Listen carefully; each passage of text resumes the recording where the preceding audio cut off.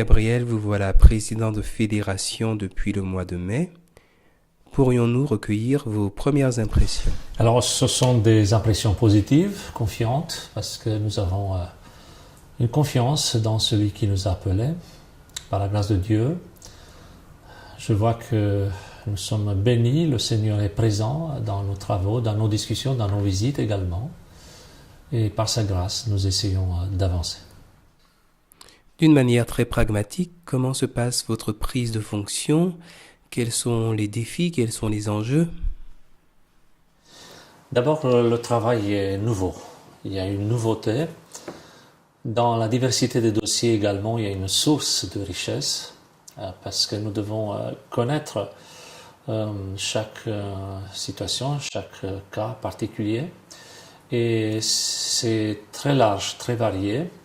Ça part des simples questions courantes et ça va jusqu'à des dossiers beaucoup plus importants, comme par exemple les chapelles, les bâtiments. Au-delà de tous ces défis, il est question de la confiance, de créer de la confiance, de donner de la confiance et aussi de constater que le Seigneur nous bénit, qu'il est toujours à nos côtés.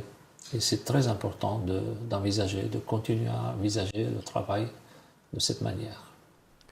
Qu'en est-il du rythme et du travail du comité de fédération?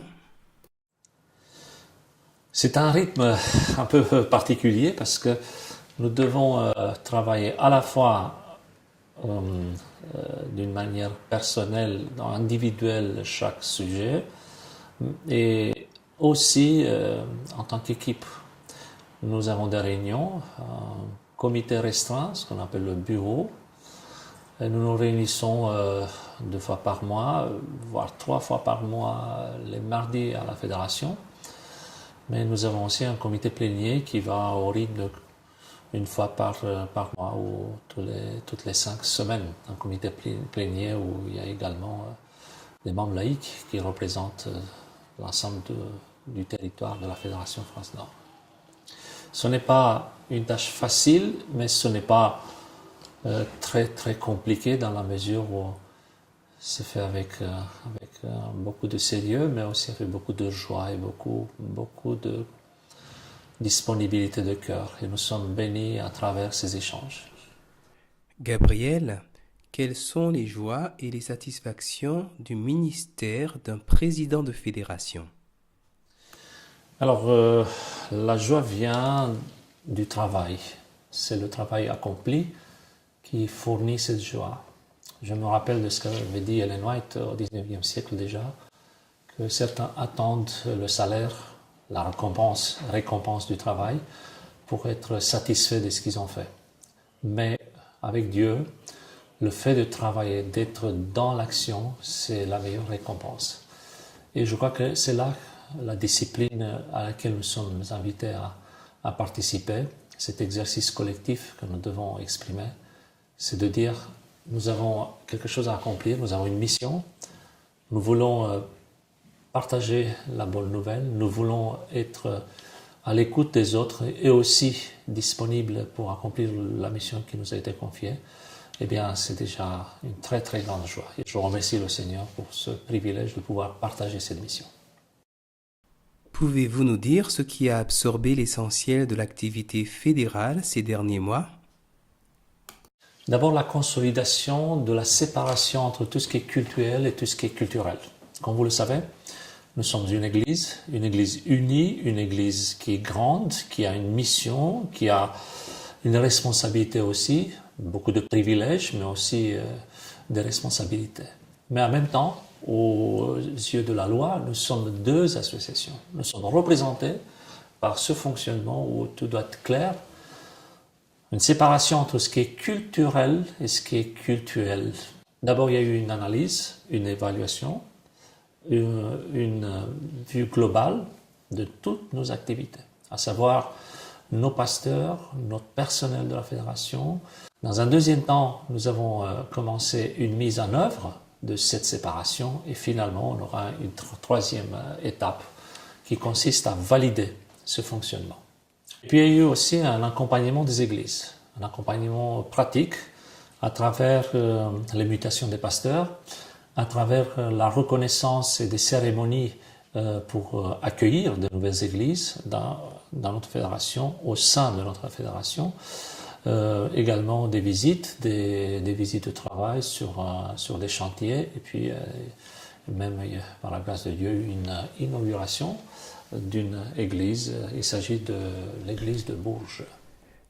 Pouvez-vous nous dire quelles sont les grandes orientations que vous souhaitez impulser à cette mandature?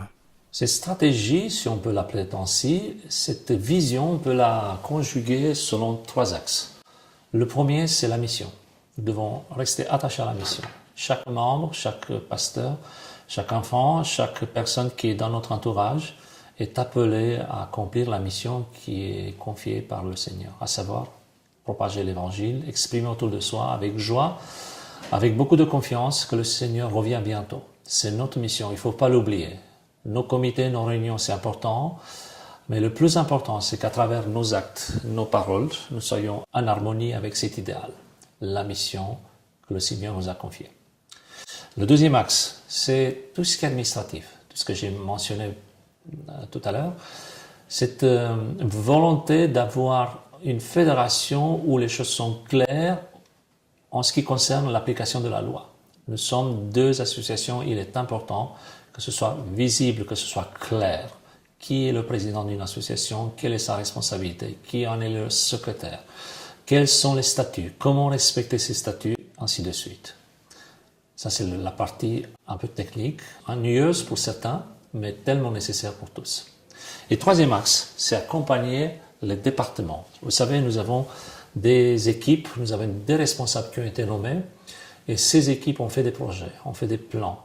Chaque département, chaque responsable et ensemble, chaque pôle et là encore une fois ensemble, chaque réunion de notre fédération a comme objectif de présenter des projets, de présenter une mission, une vision. Il y aura des visites, comme c'est toujours le cas, dans nos églises, des responsables ou de telle ou telle équipe. Il faut soutenir ces engagements. Il faut consolider ce travail et donner à chacun d'entre eux l'envie d'aller plus loin. Ils sont au service, mais en même temps, ils sont là pour écouter, pour apprendre, pour prendre la mesure de vos besoins, des projets de l'Église locale. Par la grâce de Dieu, nous devons avancer et faire en sorte que ces programmes puissent s'appliquer. Voilà la fin de notre interview. Avez-vous un dernier mot à dire à nos églises, à nos membres d'église? Nous souhaitons que chacun d'entre nous soit impliqué dans la mission. D'ailleurs, nous comptons sur votre soutien physique, matériel, concret, sur votre soutien spirituel. Nous avons besoin d'un climat de confiance positif, dans la joie du service. Soyons solidaires avec les plans, les projets de cette équipe, de cette fédération. Essayons de faire en sorte que chacun se sente à sa place. Soutenons le ministère auquel le Seigneur nous a appelés.